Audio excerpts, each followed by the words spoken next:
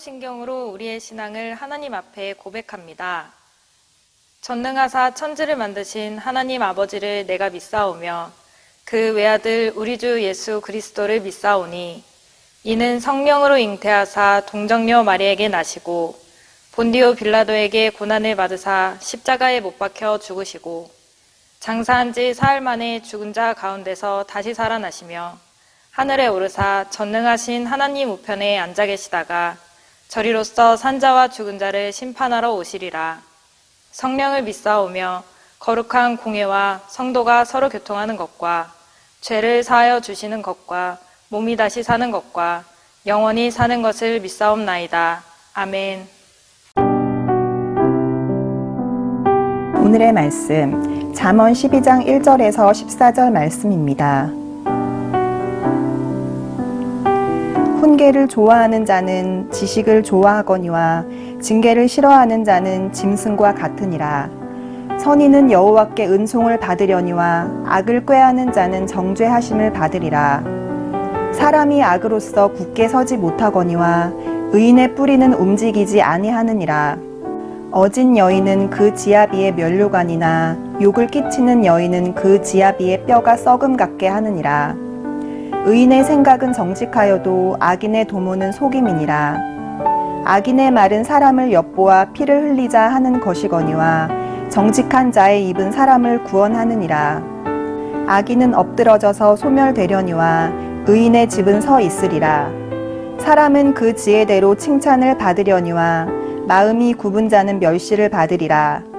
비천이 여김을 받을지라도 종을 부리는 자는 스스로 높은 채하고도 음식이 핍절한 자보다 나으니라. 의인은 자기의 가축의 생명을 돌보나 악인의 긍휼은 잔인이니라. 자기의 토지를 경작하는 자는 먹을 것이 많거니와 방탕한 것을 따르는 자는 지혜가 없느니라. 악인은 불의의 이익을 탐하나 의인은 그 뿌리로 말미암아 결실하느니라. 악인은 입술의 허물로 말미암아 그물에 걸려도 의인은 환난에서 벗어나느니라. 사람은 입의 열매로 말미암아 복록에 족하며 그 손이 행하는 대로 자기가 받느니라. 그리스 신화에 보면 이카루스 이야기가 있습니다. 건축가라 불리는 다이달로스의 아들입니다. 아버지 다이달로스와 아들 이카루스는 지중해 이 크레타 섬을 탈출해야만 하는 일이 벌어졌습니다. 아버지는 아들에게 깃털과 밀랍, 이 왁스로 만든 날개를 주었습니다. 그러면서 엄히 경고하기를 너무 낮게도 날지 말고 너무 높게도 날지 말라고 했습니다. 그 이유는 너무 낮게 날면 바다의 눅눅한 습기 때문에 날개의 이 깃털이 무거워져서 떨어지게 될 것이고, 너무 높게 날면은 태양의 뜨거움 때문에 이 밀랍, 왁스가 녹아서 또 떨어져 죽기 때문입니다. 그러나 이카루스는 아버지의 훈계를 무시했습니다. 그 경고를 무시하고 태양에 너무 가까이 가게 되자 나에게 밀랍, 이 왁스가 녹아내리면서 이카루스는 하늘에서 떨어져 이 바다로 빠져 죽었다는 이야기입니다. 사실 우리의 삶을 들여다보면 이카루스와 같을 때가 많지 않습니까? 너무 낮게도 말고 너무 높게도 말고 그 적당하게가 우리 삶에 어찌나 어려운지요. 그리고 요즘 코로나 바이러스 사태를 겪으면서 우리가 적당한 거리두기를 항상 고민하고 이제 단계를 나눠가며 여러 가지 실천을 하고 있습니다. 우리는 전부터 차간거리, 여러 가지 거리들을 지켰죠. 그런데 이제는 사람 간의 거리도 적당해야 하는 시대입니다. 또한 우리 크리스천들은 항상 이것을 염두해야 되는데 하나님과의 거리두기를 우리는 잘 해야 한다는 것입니다. 이것을 신학적인 용어로 우리가 계속해서 잠언을 통해 듣는 말, 그 단어인데 바로 경외입니다. 하나님을 너무 가볍게 생각하지도 말고 함부로 대해서도 안 될 것입니다. 그러나 하나님을 가볍게 생각하고 함부로 대하는 일들이 많이 일어납니다. 친구나 되는 것처럼 맘먹으면서 하나님 까불지 말라고 하는 정말 대먹지 않은 인간들로부터 이 하나님의 이름을 함부로 불러내는 종교 행상인들까지도 아주 무지 많다는 것입니다. 이러한 비슷한 일로 한 유명한 목사님께서 이런 좋은 얘기를 해주셨습니다. 제가 딸이 있는데 친구 같은 아빠가 되고 싶어요. 그런데 생각해 보세요, 여러분. 어느 날 이 딸이 저에게 아빠가 친구처럼 하기를 원한다니까 친구처럼 진짜 대하는 거예요. 야, 물 좀 가져와. 딸이 그렇게 아버지께 하면은 여러분 어떻습니까? 머리를 한 대 때려주고 훈계를 하지 않겠습니까?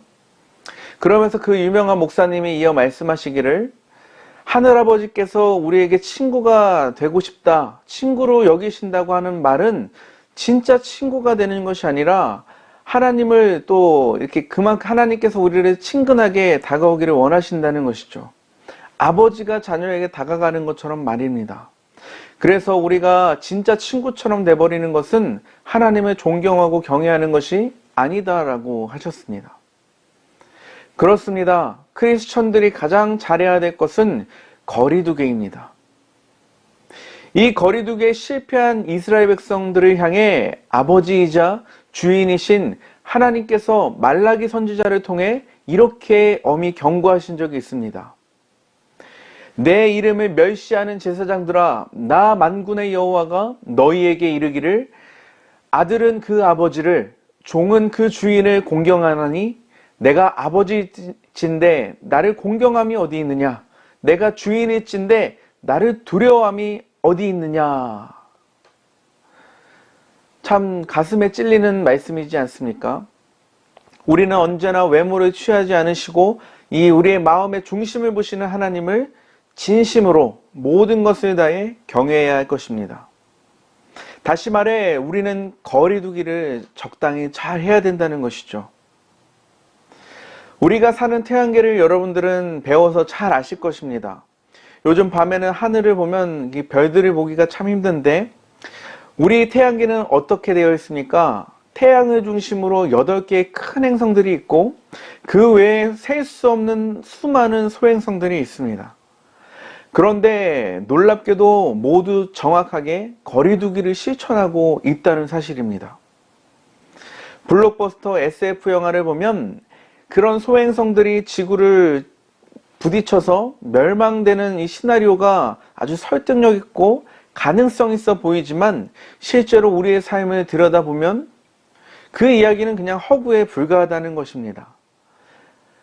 행성들이 거리두기를 아주 잘하고 있기 때문이죠. 누구의 작품입니까, 여러분? 하나님의 작품입니다.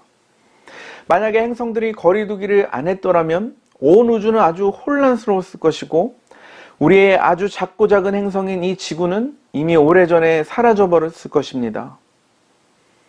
우리 인간들은 이 하늘을 보면서도 창조주 하나님을 발견하고 또한 무엇을 배웁니까? 창조주 하나님의 행정명령을 따라 말없이 거리두기를 실천하는 이 태양계의 행성들에게 우리는 배울 수 있다는 것입니다. 그들은 그 역할을 다하면서 하나님의 놀라우심을 선포하고 있습니다. 여러분들, 한 가지 질문을 드려보려고 합니다. 여러분들의 삶에 있어서 필요한 것은 무엇입니까? 돈, 지식, 건강, 재능, 학벌, 아니면 친구, 가족, 여러 가지 필요하다 하겠습니다. 그런데 우리 그리스도인들의 삶에서 가장 중요한 자산은 바로 지혜입니다. 지혜는 가야 할 길과 가지 말아야 할 길을 분명하게 분별하게 해줍니다. 지혜는 어떤 것이 하나님의 뜻인지 아닌지 분별하게 해줍니다. 지혜는 이 땅에 있는 왜곡된 것들을 정말 진실되게 볼 수 있게 해줍니다. 지혜가 여러분 계속해서 잠언에서 우리에게 말씀하시는 그 지혜가 무엇입니까? 바로 여호와 하나님을 경외하는 것입니다. 우리는 세상을 보고 이 땅의 많은 자연들을 보고 사람들을 보고 말씀을 보고 그 모든 것을 통해 여호와 하나님을 경외하는 것을, 그 지혜를 얻을 수 있습니다. 성령님께서 우리에게 도움을 주고 계시기 때문이죠. 그리고 그 지혜를 더욱더 분명하게 들을 수 있는 곳, 우리에게 분별력과 판단력을 줄 수 있는 그런 놀라운 지혜가 담긴 것이 바로 오늘 잠언의 말씀입니다. 그런데 잠언을 읽어보면 항상 이 잠언은 우리에게 양끝단을 이야기해 줍니다. 무슨 말입니까? 훈계를 좋아하는 자는 지식을 좋아하거니와 징계를 싫어하는 자는 짐승과 같으니라. 사람이 악으로 굳게 서지 못하거니와 의인은 뿌리는 움직이지 아니하리라. 어진 여인은 지아비의 면류관이나 욕을 끼치는 여인은 그 지아비의 뼈가 썩음 같게 하느니라. 사람은 그 지혜대로 칭찬을 받으려니와 마음이 굽은 자는 멸시를 받으리라. 비천히 여김을 받을지라도 종을 부리는 자는 스스로 높은 채 하고도 음식이 필접한 자보다 나으니라. 악인은 입술의 허물로 말미암아 그물에 걸려도 의인은 이 환난에서 벗어나리라. 사람은 입의 열매로 말미암아 부록에 족하며 그 손이 행하는 대로 자기가 받느니라. 양끝단을 자꾸 말씀해 주고 계십니다. 저는 이 말씀을 보면서 이렇게 느껴졌습니다. 우리는 좌로나 우로나 치우치지 않고 오직 여호와의 율법을 옆에 두고 한 길로 곧게 걸어가야 할 것입니다. 이 말씀을 읽어보면 분명히 우리가 걸어가야 할 길은 한 곳입니다. 그러나 반대쪽도 보여주시는 이유는 그 길이 너무나도 위험한 그런 죽음의 길이기 때문입니다. 우리의 하나님 아버지는 우리가 좋은 길로 가기를 원하시면서 동시에 나쁜 길도 보여주시면서 이 길로 가서는 절대 안 된다는 우리 진짜 육신의 아버지처럼 우리를 걱정해주고 계신다는 것이죠. 그러나 이스라엘의 역사가 잘 보여주었듯이 그들은 언제나 한쪽으로 치우쳐져 넘어지고 말았습니다. 그래서 우리는 늘 생각하고 마음속에 두어야 할 것이 있습니다. 늘 우리의 스스로에게 질문해야 될 것이 있습니다. 우리에게 지혜가 있는가? 라고요. 다시 말해 나는 하나님을 경외하는 자인가? 라고 되묻는 것입니다. 또 어떻습니까? 어떠한 일들이 있었을 때 어떤 지혜로 이렇게 해결해야지가 아니라 예수님이라면 어떻게 이 일들을 하셨을까? 하나님의 말씀은 나를 어디로 인도하고 계신가? 라고 스스로 묻는 것입니다. 이 말은 사실 바꿔서 말하자면 여러분들이 제대로 하나님의 편에 서고 진정으로 하나님을 경외해야 한다는 것입니다. 이 구약 성경에 보면 한 번은 여호수아가 이스라엘 백성들과 여리고에 가까이 이르게 되었을 때였습니다. 눈을 들어보니 바로 앞에 어떤 사람이 칼을 뽑아 서서 들고 있었습니다.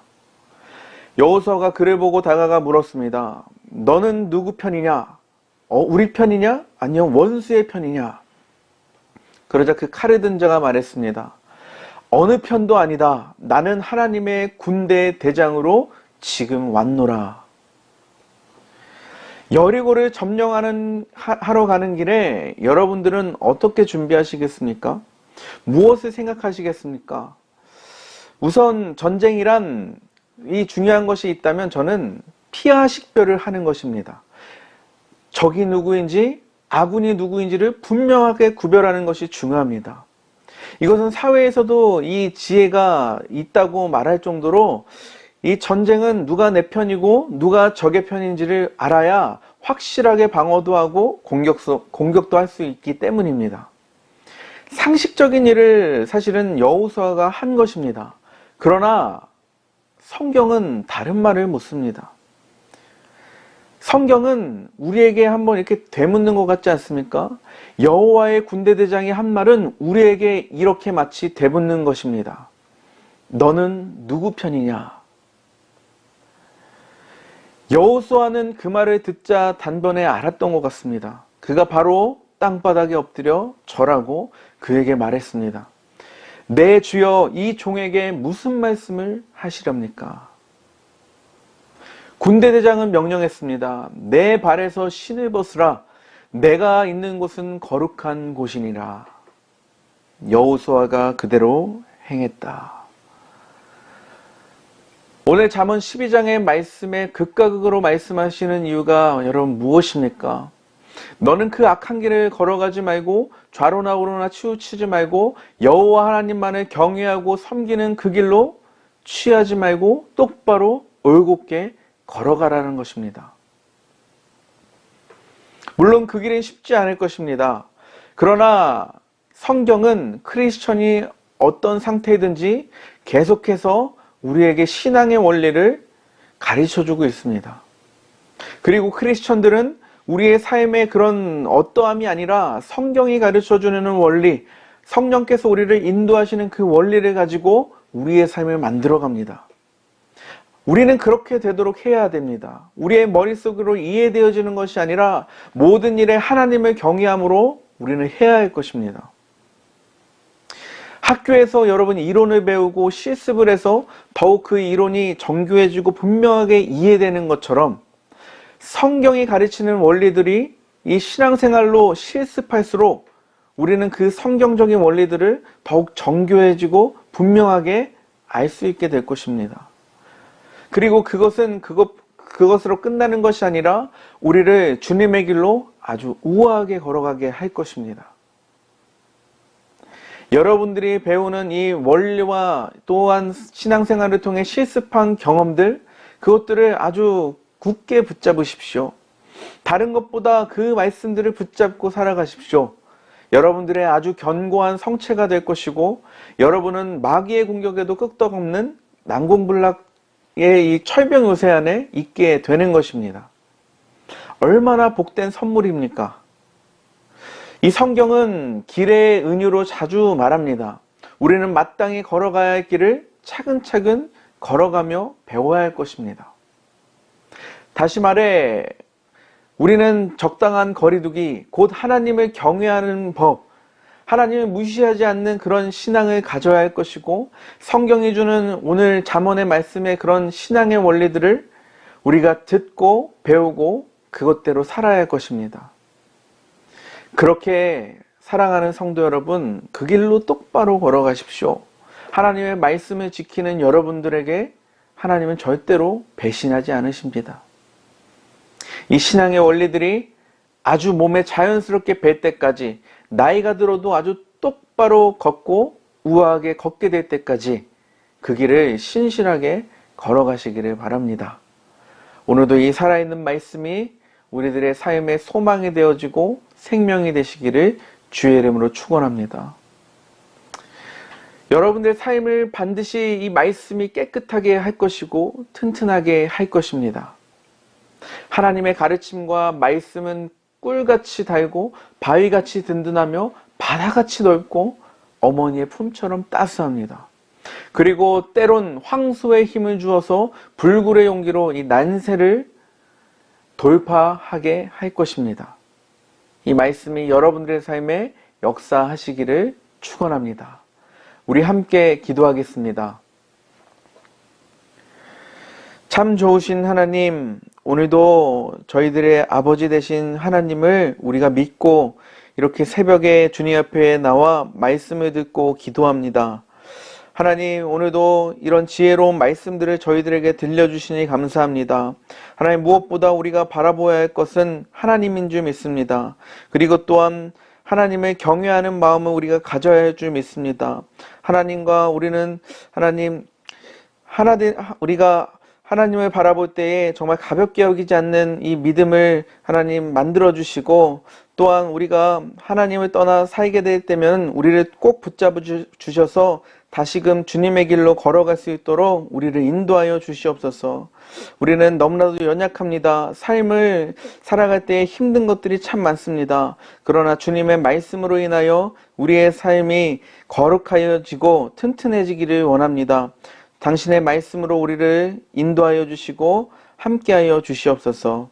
오늘도 우리에게 힘 주시고 소망 되신 예수님의 이름으로 기도드립니다. 아멘. 주님이 가르쳐 주신 기도로 예배를 마칩니다. 하늘에 계신 우리 아버지여, 이름이 거룩히 여김을 받으시오며 나라가 임하시오며 뜻이 하늘에서 이루어진 것 같이 땅에서도 이루어지이다.